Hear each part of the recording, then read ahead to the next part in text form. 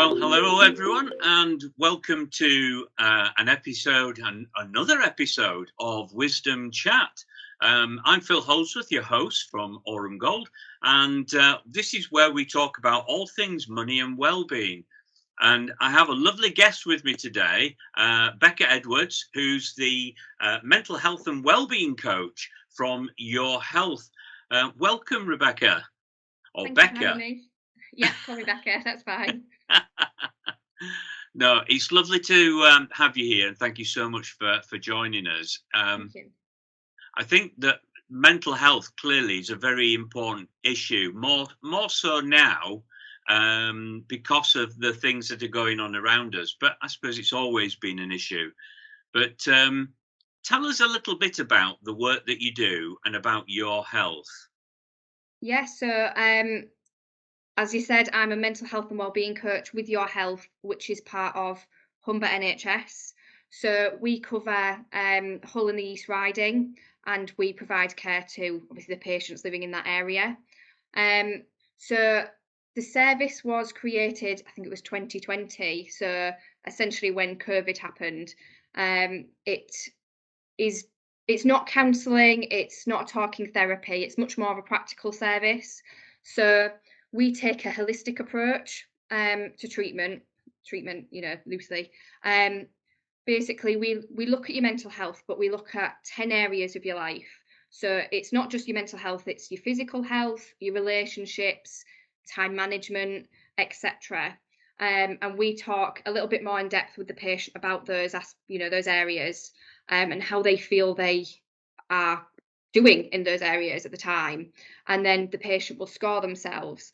And basically why we do that is so that the patient can reflect and decide which areas of their life they want to improve upon, because they're all very much linked. So if you're having a problem in your relationship, it will affect your mental health. But sometimes people aren't really aware of that, and they don't necessarily understand how it links. So it's a really good way of helping them recognise what's going on in their life. And then from that, we will work with the patient and set goals. And we will support throughout, of course, but it's very much on the patient to meet those goals. And we've had some really, really good results. It's obviously two years have passed and the team has grown massively, and we've had really, really good results from it. So, and That's I'm here fantastic. now. So. Yeah, I mean that's fantastic, and knowing full well, and I think quite a few of us have talked of late about the rising sort of area of or issues around mental health. You alluded to COVID, and Yeah. that's had a profound impact on people's lives. But Massively, also yeah. at the same time, you're alluding to other aspects of people's lives, and it's interesting. I mean, you mentioned relationships, but you and I were talking earlier, and you said you'd never really thought of financial well-being Yeah. until that sort of came into the mix within your team. I mean, when it was mentioned to you, what were some of the things that you were thinking about? You didn't really have necessarily a preconceived idea of it, but you must have thought something about it. Well, it was offered to us obviously because by our manager to as another way to help our well-being. So obviously I had some ideas of what it was about. I guess that we'd be talking a bit about, how we feel about money, but that was really as deep as it went. It was really because it said, it was financial and everything that's going on in the world with the crisis and everything. It just was, alarm bells went off and I was like, oh, that might help. And I always take up any sort of training I can do. So I was like, well, why not? I might get something hopefully positive out of it. And obviously I got a lot more than I thought I would. But yeah, I didn't, to be honest, yeah, as I said, I kind of went into it a bit blind, to be honest. I just thought I'd see what happens and roll with it. Yeah, no, and I take my hat off to you for doing that. I know if we look at sort of the research out there, one thing that really struck me was the research done by Gallup some time back around the pillars of well-being. and they touch on things like, not just our sort of psychological well-being, emotional well-being. They touch on things like our relationships, so social and community. So how we are on sort of one-to-one relationships, and also how we feel about ourselves within a community setting, and the other things such as the physical are there, and they even talk about career, not necessarily what you get paid for, but what you do. So it can include your hobbies as well. And Yeah. in there, one of the pillars of well-being was financial well-being, and when you think about the whole area of well-being, you're talking about how a person feels about themselves, and one of the things that's really significant at the moment is the level of stress and anxiety around money. And like you rightly said, you raised that whole issue of the present climate. So we've got the cost of living crisis, the rising energy prices, for some, the mortgages side, and what impact that might have on them in terms of higher interest rates. So just on that side alone, people are worrying about it. Yeah. But just going back to this well-being, the numbers of people I've come across who've already got money and they don't need to worry about it, and yet still worry and anxious about it. Now, we covered some of that in the training, didn't we? Yes. What were your thoughts around that area of sort of money psychology, self-awareness that we covered? What did you gain from it, and what did you think about it? I think that was probably the most interesting bit for me, because I would say I'm one of those people where I'm not having to choose between food and heating or anything. I'm in a, I'm in a decent position, but I still worry about it. I think because I get caught up with everything going on in the news and things. And so, when you were talking about, how do you view money, and all these different aspects I'd not really thought about before. I just thought it was really interesting because um yeah, it's just not something I'd thought of, or I had thought about it. I have thought about, well, why do I think the way I do? Why do I always worry about money? I don't spend a lot of money myself. I'm very big on not hoarding my money. I know I keep using that phrase, but I will save it, and I don't want to touch it. It's for my future. And I was like, well, why do I think that way? And I would very briefly be like, well, it's from my childhood or whatever. It's from this and that, but I wouldn't think any deeper. And obviously, without looking any deeper, I'm not going to change the way I am. So I just thought that was, for me, it was just fascinating. It was another aspect that of psychology that I've not touched upon before. So yeah. No, no, I appreciate that. And talking about not going any deeper, in a way, it kind of puts you in a position to actually look at, why do I think the way I do about money? And why do I behave the way I do with my money? So I know we've talked about this, and you're very good at planning. You're very good at sort of making sure that you're covered, in that you've got that security, and so on. And we talked before about it. Um, but one of the things that you hadn't realised was why. Why are you like that? Yeah. And we talked about, family and so on, and you were just telling me about your sister and how different she is, and yet Yes. you both had come out of the same household, the same pod in a sense, but Yeah. how different you are. I thought that was probably something that, because when we did, there was a bit that you did on, I can't remember which session it was, about habituals, Yeah. and that was probably my favorite bit of the course. And I remember just thinking when I did it, I was like, oh, I wonder what my sister would score, because we are so different. I mean, we've always been different, but we have had the same upbringing, same parents. We've been through the same trials essentially, and I scored. I can't remember all the points, but I basically scored very highly on security and planning. And that didn't massively surprise me because I know what I'm like. I'm quite self aware. And I was thinking, well, I'm sure she would score on those, but I know she would be much more with like spontaneity and doing things for enjoyment, because it's just how we differ. So she will happily go on like spa days and do things like that that make her happy. And for me, I know that when I've it just wouldn't make me happy, because I would be constantly thinking, oh, I'm spending money. You know, I've got a bath at home. I don't need to be doing this. And that's so ingrained in me. And I don't know why we differ, but we just do. So yeah, I thought Yeah. that was really interesting to me. And I'm still kind of I would quite like to get her to do the same test just to see how it comes out. Yeah, it would be interesting, wouldn't it, to see how she scored on the money habitudes test. But it's interesting, that one, with regards to identifying the fact that you find it hard to sometimes to spend money on yourself. Yes.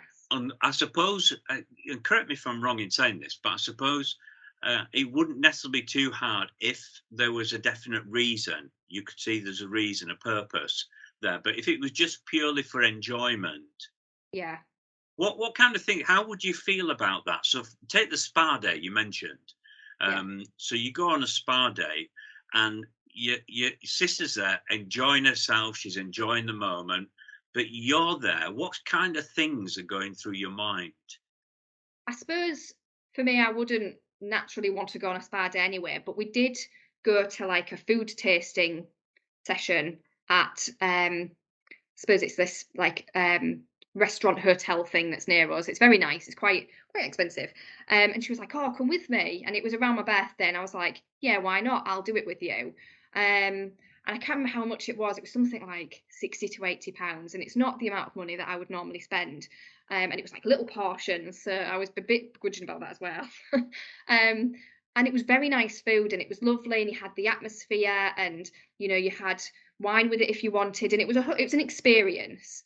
And she thought it was brilliant, and it's what she enjoys. But for me, I remember sitting there just being like, well, this is money I could be spending on other things. This is money I could put towards, maybe not bills, because my bills are all paid off, but that's the sort of thing that comes into my head. I'm like, it could be spent on more practical things.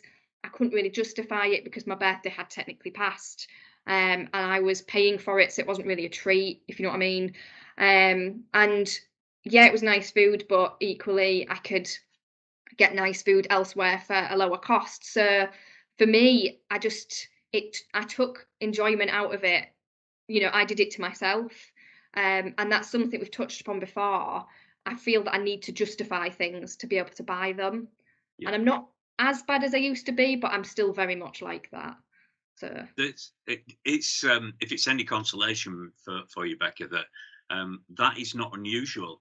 It's mm, actually very common, and in terms of how people sort of handle their finances, and I think as well, it's societal. It's a mindset in society very often about the importance of others.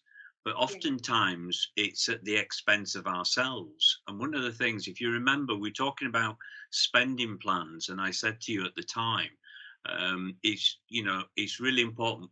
Apart from covering all the other things, can I postpone things? Can I leave out stuff that I don't need?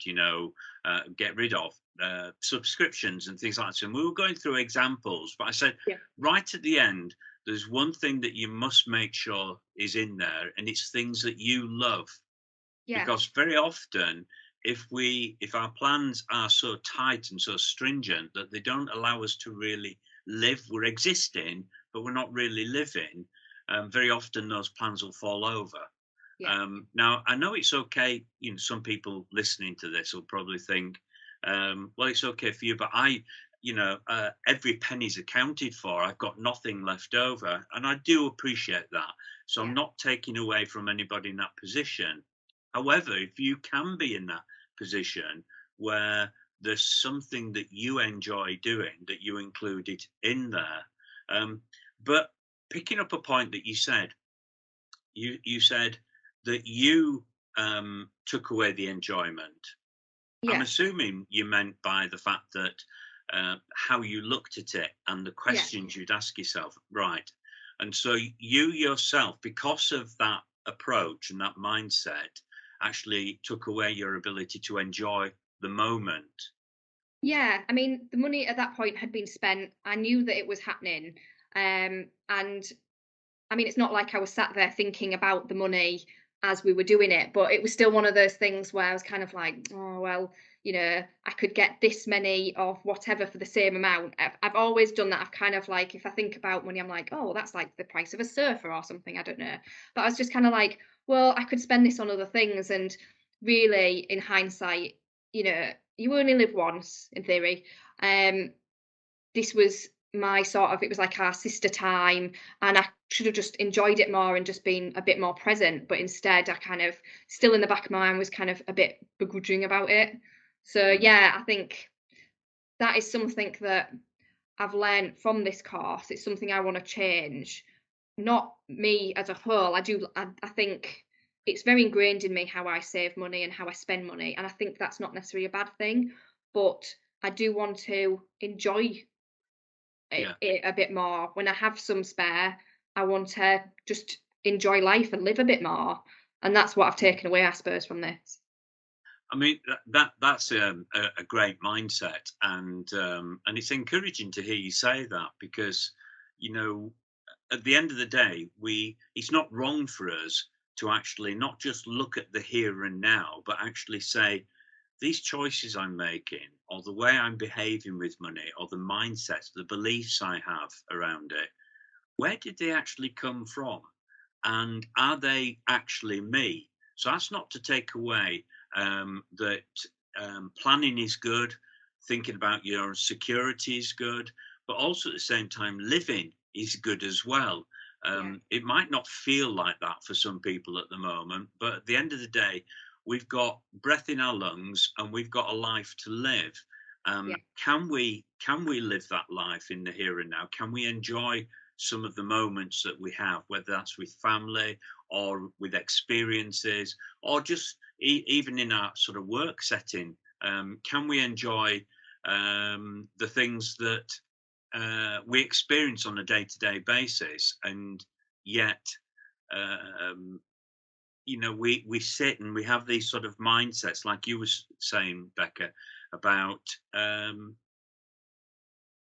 just thinking the cost of something that you're paying for, and the relevance of it and the value of it. And because you're focusing on that, it's like you're not able to then focus on, but look at the smile on my sister's face. Yeah. Look at the fact that here we are as sisters together, enjoying something together, and really enjoying that moment. And so it detracts. There's a lot of people like that Yeah. who find themselves in a situation where they just struggle to enjoy the moment. And one of the things I find when they do the money habitudes assessment, and we talk about our beliefs, we talk about we actually, in order to be able to get to the bottom of those beliefs, you do have to look back. Our society is very reluctant to do that. Right at the beginning, when you introduce yourself, you Yeah. said that the work that you do, you're not a counsellor. And very often they talk about counsellors as those looking back. Yeah. But if we are to understand ourselves, we've got to understand the source of where a belief or an attitude or a behavior or habit actually came from, and ask Absolutely. Yeah. ourselves, is that helping us? And so I really appreciate you saying that, well, actually, that's an area I want to change in, because I don't want to be like that. I want to be able to enjoy the moment. Um, Yeah. And I felt like this for a long time, because I know I can be quite serious about certain things, especially as I've got older, especially when it comes to money. And I've always sort of, again, this was something that you we spoke about at the beginning. I've always sort of seen money as sort of like my self-worth. At the end of the day, I've always kind of thought, well, it comes down to how much money you've got. Everything comes down back to money. And so I will judge myself on, you know, the amount of money I have, not as in like throwing it around and having the latest things, but I've always put it down to that. And um, yeah, I've gone off on a tangent now. I forgot what I was going to say, but I suppose it's a yeah, belief that around what money is. You remember the question I asked in the course? I said to you, yeah, in a word, what does money mean to you? Can that's what I you? was thinking of. Yeah, Yeah, yeah. because I Um, know a lot of my colleagues were saying, security or pleasure are things, and I remember I didn't actually um, say anything at the time because I didn't want like maybe a negative reaction. But yeah, my answer at the time was like self-worth, yeah. because that's what it all comes back to. And yeah, as I said, I've always been quite serious about it, and I know it has stopped me from doing things, and it has stopped me from enjoying experiences, and I never feel like I can truly like sort of let go Yeah. and have fun because it's just always something that's in the back of my mind, and I've not acknowledged why, I've not acknowledged where that's come from. And Mm, like you said, say with counselling, the the goal is to get to the root of the problem. So if yeah. you've got anxiety, you could take medication. That's absolutely fine. Medication is great. It works really well for some people. Mm, But you're not necessarily getting to the root of the problem. So it can go and then it can go back again. So, you know, not everybody wants to do the counselling route. And that's sort of kind of almost where we come in. So we give a different form of obviously therapy, I suppose, but we still try and get to the root of the problem. We just go about it in a different way, and I suppose there's less maybe dredging up your past for certain people, because mm, I suppose it can open old wounds. But we still try and look for the root of the problem because, as I said to you yeah. before, Yeah. obviously understanding why is the first step to change. It So is. Yeah. that was a very And I long-winded answer. So sorry about that, but no, no, no, that's great. Because I think it's important. People listening to this, it's really important. Um, if we look at what is being publicised at the moment regarding financial well-being, Mm, we will see organisations, and this is not to denigrate any organisation that is involved in financial well-being, but we will see lots talk about education, financial education, yeah, and this is going to be the path to providing financial well-being for people. But scientists have actually, in their extensive research, have found that actually education equates to a small amount of a person's actual financial well-being. So, if you remember, I said to you, most of the choices that we will make about money, we tend to make from an emotional state. So yeah, they say somewhere between 80 and 90% of the choices we make are made from an emotional state. So the 10 to 20% is the rational part, which is where your educational side will come in. You're yeah, thinking rationally about it.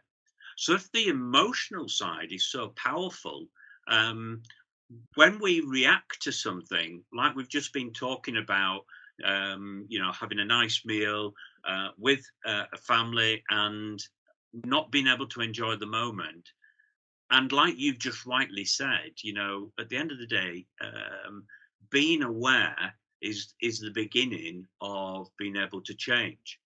So if yes, you don't, you can talk about, I'm stressed about my money. Okay, no worries. Let's do some education about your money and show you some tips and ways forward and provide you with a reservoir of information that you can dip into at any point in time. Actually, that's a small part of actually building financial well-being, and it does require somebody to look back, even if it just does open up some wounds, but to be able to see where a belief began and recognize actually that belief's not really helping me.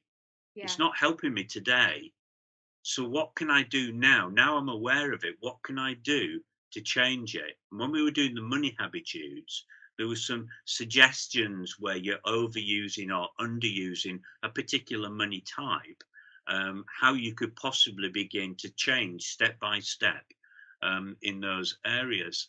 And yeah, that's the part that's not often talked about. We'll talk about the here and now and the future, but actually we don't talk about the influence the past has on us. And it's a little bit like an anchor of a ship. If we yeah, don't pull it up, we're not going to go anywhere.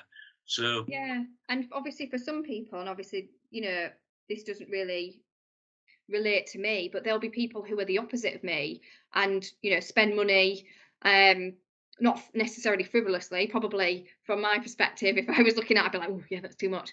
But, who spend money and whether they actually enjoy it, they enjoy the things they buy or not, it'll have a big impact on them, again, especially now. And even if they try and stop, they may not be able to because they don't have that understanding of why they act that way. So obviously it can have a massive impact on people, Yeah. and then therefore their overall well-being. Yeah. And obviously I do speak to people who are in debt, and we do have other services under our umbrella, and we do have one that obviously if they're struggling with debt I can put them forward to, but you know, they're already in that position at that point. So Yeah. yeah, Yeah.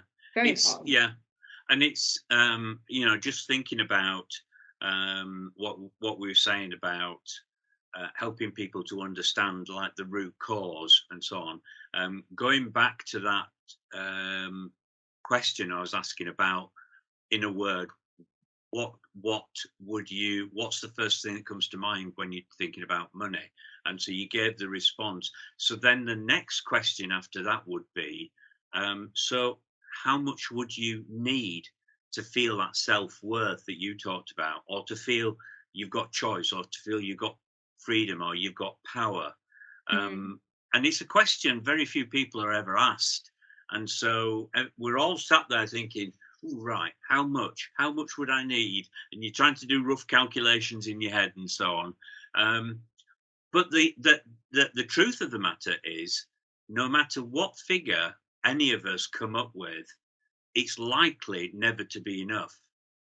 Yeah, because I thought about this after our conversation, and I think I said to you that the one thing that I do, I don't feel like I could risk my money ever, but the one thing that I do that is play the lottery every now and then. And I like to play one particular one, and it has a set amount, and I think it's something like, oh, you could win like 3 million or something, a set for life. And I was thinking, well, that would be perfect because realistically, you don't need more than that. But then I remember looking at the app, and it said something about, you know, the normal lottery. There's the Euro Millions, the normal lottery, and it said something like, oh, the prize is, I don't know, 2.3 million or something. And I was like, well, that's not a lot. That's not enough. And then I was looking at like the Euro Millions, and it was saying, because obviously I'm so used to that figure of being like something like in the billions, and even that you kind of like, well, you don't need that much. But then I was like, well, you know, I'm never gonna. If I won that whatever it was, 3 million, I would be set for life. I'd be fine. I wouldn't spend that much. But it's. I now look at it and I'm just like, no, I think I'd need some more. And you So know, there yeah, are people who do pursue money in that way because I often think fear plays a big part in yeah, what drives our choices about money. And just covering what you've just said there and what we're saying about, so how much would be enough? For some people, they would try and give you a figure, but you know for well that once they get there, it still wouldn't be enough. And like you were saying there, 3 million, no, it still wouldn't be enough. yeah, And but some people listening to this might say, "Well, what are you talking about? I mean, that is a lot of money." Yes, it absolutely. is. But at the end of the day, what the reason why we're talking about this is because it's what we're expecting money to give us. Yeah, And if you remember, I said, it's like saying to an ornament on a mantelpiece, "I'm going to put you in the drawer." And the ornament suddenly speaking back to you saying, "But I don't want to be in the drawer. I want to be on the mantelpiece."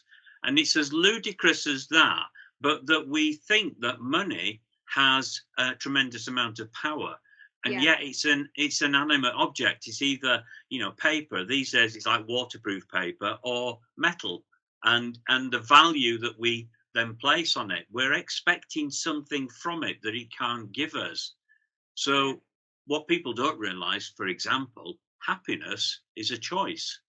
yeah, So, money can't give you happiness because if you're pursuing money like that, you'll continue to pursue money because the more you get, the more you're thinking, "I need to feel happy." And yet, I'm not feeling happy. So, I need some more. You yeah, keep, show me the money as, was it Maguire? There was a movie about it, wasn't it? yeah. Tom Cruise, I think, said Yeah, it. yeah, Yeah, that's right. Tom Cruise did it. Kept shouting out, "Show me the money!" And at the end of the day, was no amount of money would actually bring that satisfaction. In fact, some people have said, "Well, if I won the Euro lotteries, do you know? I don't know what I'd do with it. I I'd think feel I'd be. quite frightened about it." I think I'd be the same because, to be honest, I think I'd probably get. I think winning £2,000, if I ever won anything, would make more of a difference than winning more, because I would be like, right, I'm going to put this towards, whatever it happened to be. But if I won a large amount of money, and this is a conversation me and my sister have had loads, because we like to have the, I don't know why, but we always go on about the lottery sometimes. And saying, well, what would you actually do with it? I think it would give me anxiety, to be honest. But I think I was saying, well, I'd pay off my sister's mortgage, I'd pay off my student loans, I'd give a chunk to my sister and to my mum, because they are my closest family and I'd want them looked after. And then I was like, I'd just shove it in the bank. It's my security. I'd do it. I'd do what I do with any of the money that I ever get in, that I have spare. I'd put it in the bank, and then I'd probably act the exact same way. And I'd be like, yeah, I can't spend that on a main course. That's too dear for me. I'd be exactly the same. I know I would. So It's interesting. I think of it in this way with people is, if something untoward happened and you lost all your money, would that mean that you are not the person you were meant to be? mm, And in actual fact, you are no different. It's just that you don't have money. yeah, It's all gone. And people think that money makes me who I am. I've got self-worth because I've got money. yeah, I've got happiness because I've got money. Yet inside you're thinking, but I'm not happy. I'm not. Not everybody's like that. There are different things, but we're just using those as an example. yeah, And when I think about, the choices your sister makes and the choices you make, and that sense of wanting to provide for security, and so you don't anything left out. Oh, it's obviously going in there just in case, yeah, and you're thinking, just in case of what? yes.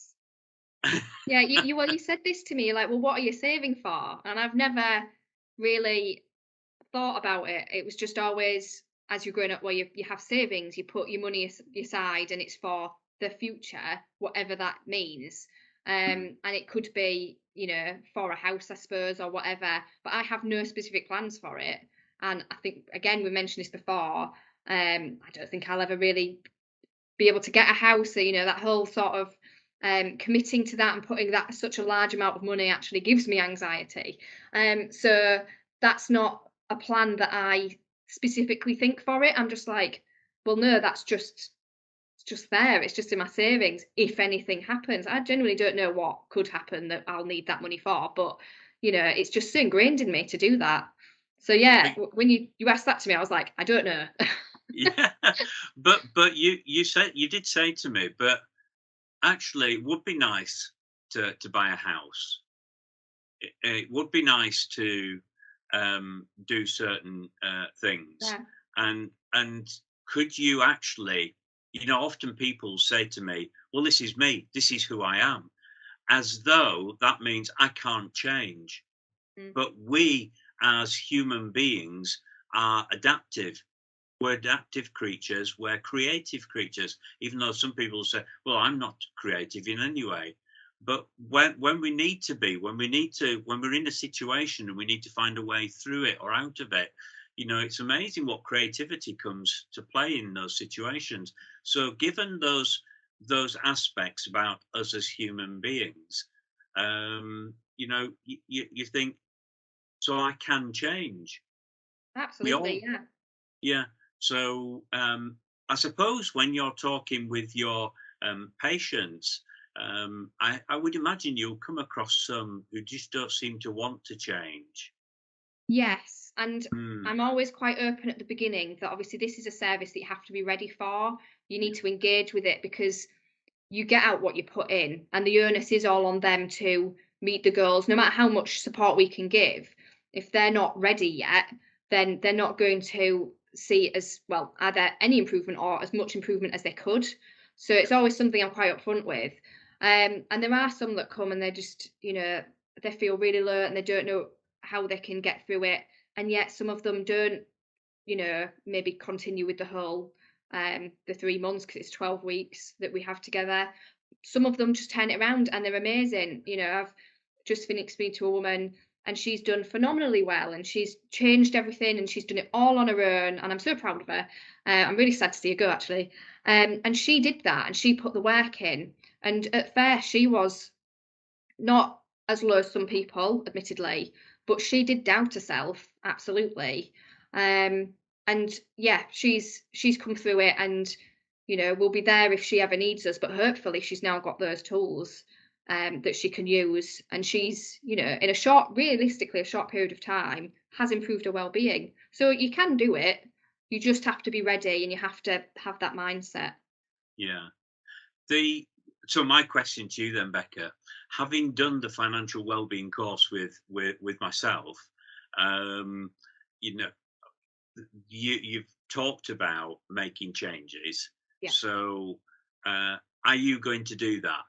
Do you feel that what you covered on the course actually equipped you to be able to start to make some of those changes?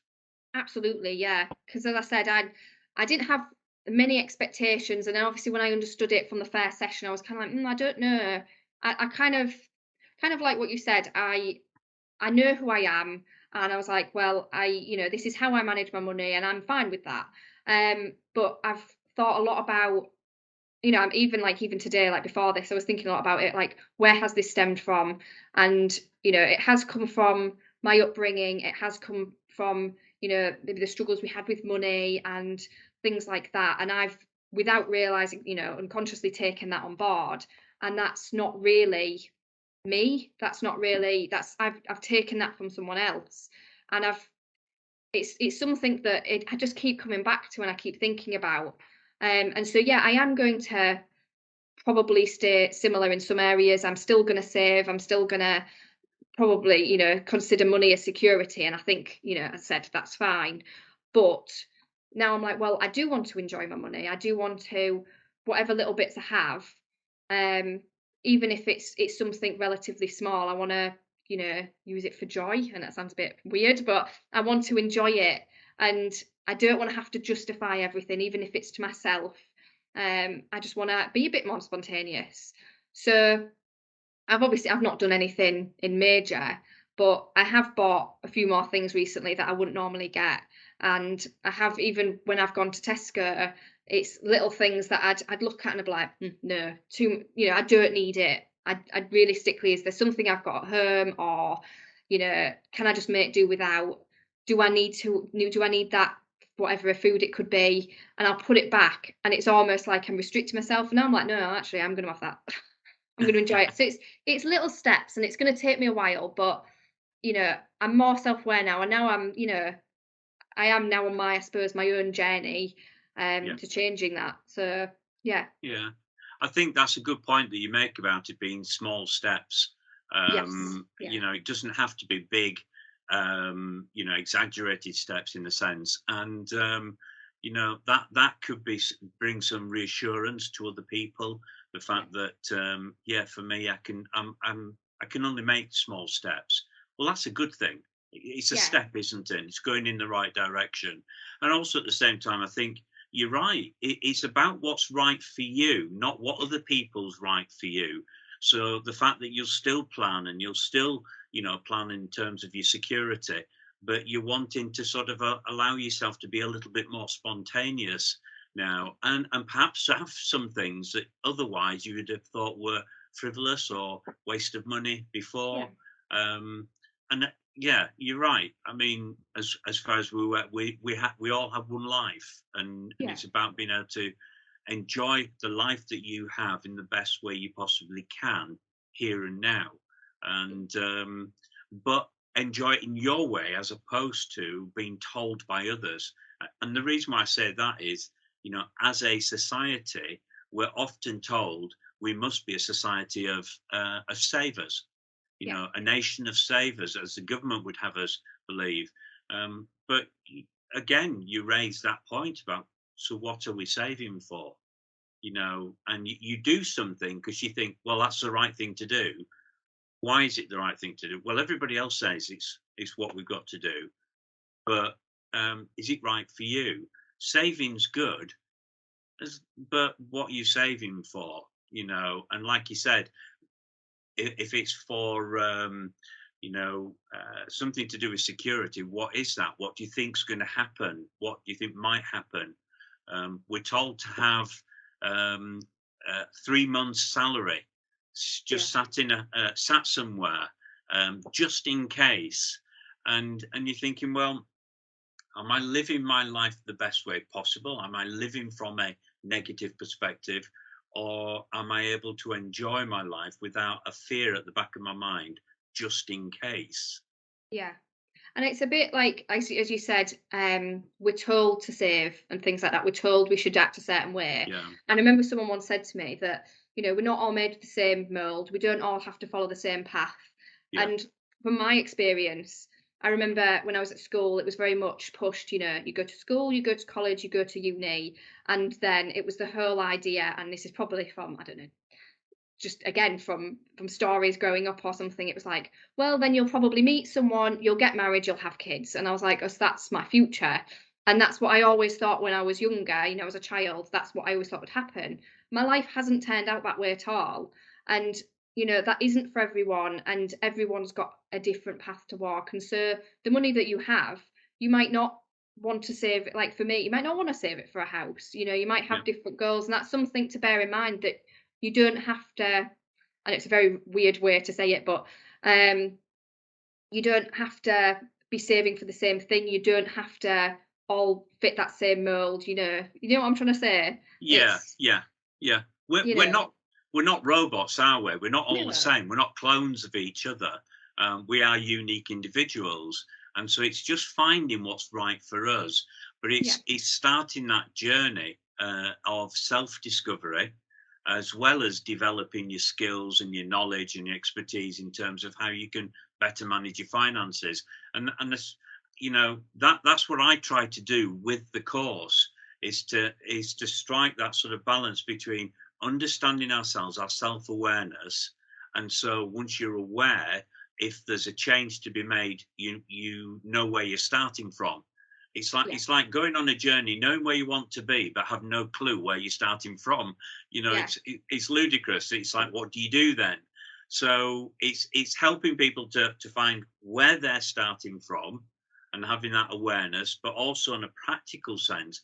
Okay, practically, how can I develop my skills to manage my finances better? So we try and cover that, and just sort of wrapping up this in a sense.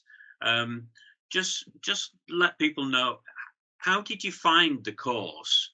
Both that sort of self-awareness, but also the practical side. How did you find it overall? And would you recommend it to anybody else? I mean, I really enjoyed it. I enjoyed it a lot more than I thought it was. I thought I would, because obviously, as I said, you do a lot of courses through work, and some of them could be quite dry. Yeah, So no, I enjoyed it. It was interactive. As I said, I learned more about myself than I thought I would. And since the sessions, I've continued to think more about it. And there's different, like we've touched upon different events that I think has probably shaped some of my beliefs, and I've thought of more, and I'm like, oh well, yeah, actually, that's probably, without realizing, made me think this way. So for me, it's been invaluable in that sense, about learning about myself. Um, but with, like, as in maybe practical advice, um, I know that a lot of my colleagues got things, because we were talking about different saving plans, different people that you can speak to, and mortgages. I don't have a mortgage. I am going to make a will though, and there was things like that that I thought, oh, actually, maybe I should do that. So I did pick up some practical skills, or tips and tricks, but for me, it was more. I gained more personally, if you know what I mean, the other side of it. But no, I've already recommended it, because I know that my manager, he was saying, well, this isn't a one-time thing. We are going to try and do more. And I know that there's other people that I work with who didn't do it. And I've said, do it. Not only, it gets you out of work for a bit, obviously, which is nice, but you do get things from it. It's, even if you don't, maybe don't get as much as I did, you still will, get some valuable information and some insight. So mm, absolutely, I would recommend it. Really would. yeah. Well, Becca, it's been a pleasure talking with you. Thank you. It was a pleasure having you on the course as well, and I'm so glad that you feel like you've really benefited from it, and I know many more people, I'm sure, would really benefit from it, for their own situation and where they're at in life at the moment and where they're at with their money. So thank you very much for having this candid conversation with me about the course and what it meant and that whole sort of self-awareness.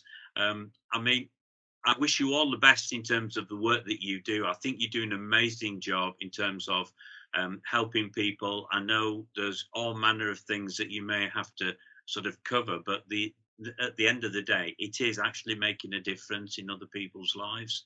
And I suppose that's what, even with the financial wellbeing course, that's what we're trying to do: make a difference in people's lives and enable them to live their best selves, Yes. and also hopefully achieve their future aspirations. So thank you so much, Becca. I appreciate that.